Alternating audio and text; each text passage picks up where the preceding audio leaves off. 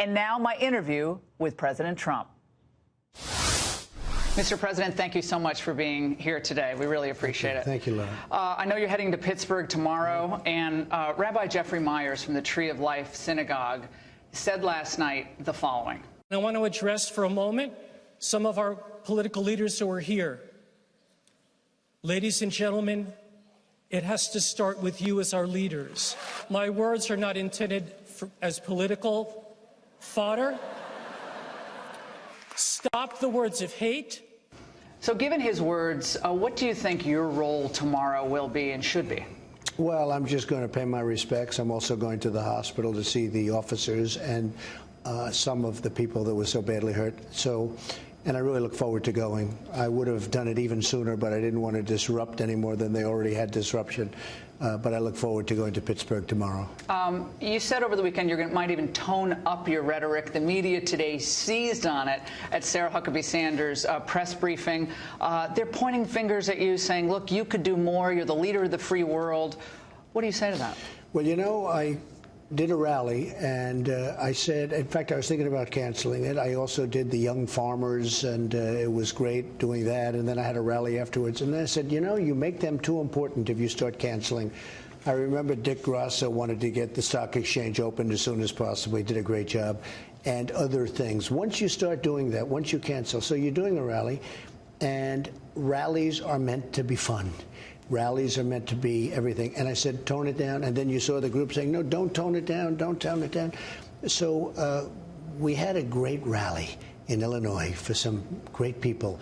And frankly, I think that's probably the way it should be. You should go about your life. You can't let these people disrupt any more than they already have, which is disgraceful. What he did is disgraceful. You can't let it happen. As far as what the rabbi said, I agree with him. The word nationalism has taken on for the left this connotation of fueling anti-Semitism, hate, even violence. Do you think that is fair? And do you want to further clarify what nationalism means to you? To me, I don't have to clarify. It means I love the country. It means I'm fighting for the country. I look at two things, globalists and nationalists. I'm somebody that wants to take care of our country because for many, many years, you know this better than anybody, our leaders have been more worried about the world than they have about the United States, and they leave us in a mess. Whether it's the wars, whether it's the economy, whether it's debt, whether it's all of the things that they've done, including putting in the wrong Supreme Court justices, and we've really put two great ones in. No, I'm proud of this country. And I call that nationalism. I call it being a nationalist. And I don't see any other connotation than that. Now, as soon as you make any statement nowadays with the political correctness world, they make a big deal. I'm not a globalist, but I want to take care of the globe. But first, I have to take care of our country. I want to help people around the world, but we have to take care of our country or we won't have a country, including we have to take care of our country at the border. When you hear people use the phrase anti-Semitism to describe anything connected to you. You have a Jewish daughter. You have grandchildren who are Jewish. What's your reaction to that? And I just received an award from the state of Israel, from Bibi Netanyahu, thanking me because I moved as you know, the embassy to Jerusalem, making Jerusalem the capital of Israel. And I just did that. Now, how many presidents said they were going to do it and they never did it? Many, many presidents. I won't go over the names, but I can tell you every one of them. I can tell you what every one of them said. I just opened up, and we opened it up. We didn't just name it. You know, it was going to take years and years to build, and it was going to cost over $1 billion. I opened up a beautiful building for $400,000, already opened, saved well over $1 billion. And it's opened after 4 months. And you were criticized for that, too. You were criticized at the time, I believe, for being too pro-Palestinian, and now you're criticized on the other side. And in fact, this horrible human being, this terrible person that did the shooting, he was not a Donald Trump fan because he said I was too close to Israel. So that seemed to be his reasoning. So I will tell you, I'm going to show you right after this, I'm going to show you the most beautiful plaque. It just came. They must have known you were going to be doing this interview, but it was sent by Bibi Netanyahu thanking me for opening the embassy in Jerusalem, which, as you know, is like the biggest deal. The phrase enemy of the people, another phrase that's been seized upon by many in the media, many on CNN, but not just CNN. There was a woman who was just on CNN a short while ago saying that you have radicalized more people than ISIS. That was CNN today. Well, that must be some kind of a sick woman. When I say the enemy of the people, I'm talking about the fake news, and you know it better than anybody.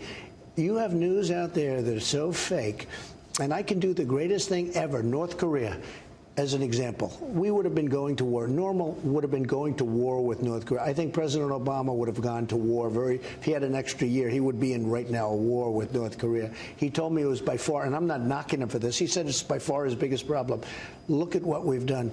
And yet, when they talk about North Korea, they say, what's taking so long? But you know they're going to be biased. Yeah, but you know they're this has been going on for 70 some odd years. Yeah. And they say, I left Singapore, where we had our meeting, yeah, where we really had a very good meeting and a good relationship, like, what, 4 months ago. They say the new line is, what's taking so long? I say, we have plenty But how does of time. it help expand your base to call them the enemy of the people? How does it help America I'll heal tell you in what, times it's like a very this? good question, very fair. Before we finish, though, so we've done a great job with North Korea. Then they said, we can't get them on anything because the sanctions are on. We got everything. There's no missiles. We got our hostages back. We have the remains coming back, everything. So now they said, he met. The new line is, well, I met. But now, why listen are you to this. expecting they're going to be fair to you? No, but think of it. They're never going to be fair to you. Laura, think of it. I met. Okay, that's their new line. I shouldn't have met. So, you know, and if you go back to before I got here, it looked like we were going to war. A bad war with North Korea. So, but I was here with Reagan. I worked for Reagan. They called him stupid, dumb, slept in the afternoon, incompetent, a warmonger, and he always kind of. He was like he had steely, but he was. But he didn't have social media. Yeah, that's true. He would have fought back. He didn't have social media. When it's my form of telling the truth. Here's the problem. We have a lot of supporters. You know that better than anybody. All you have to do is look at your ratings, okay? But you know it better than anybody. Those supporters know that they're lying. I watched Meet the Press this weekend. Everything was so falsely putting words in people's mouths. Are they trying to hobble you in the midterms because you're the 100%. best closer for this party? That's what the Republicans are saying. They're going out of their way. And I'm getting 25 and 30,000 people to these rallies. Nobody's ever seen it. There has never been anything. This isn't bragging. There has never been anything like what's happening. I went to Illinois to see a Boeing 747, this massive hangar, packed, and they had to use a second hangar for the overflow. Nobody's seen anything. Yeah. And always, look what happened for Ted Cruz, who's doing great now. We left Houston. He's now doing great. They don't even talk about that race, and his opponent is not very good. The bomber who sent the letters to the CNN and Democrats was a fan of yours. He obviously also seems insane, completely insane. So what do you say about that? You put bomb in quotes. They went crazy over that, too, over the weekend because you used the word bomb in quotes. Look at it. Would you like to kind of... No, look, he was insane a long time before you look at his medical records. He was insane for a long time.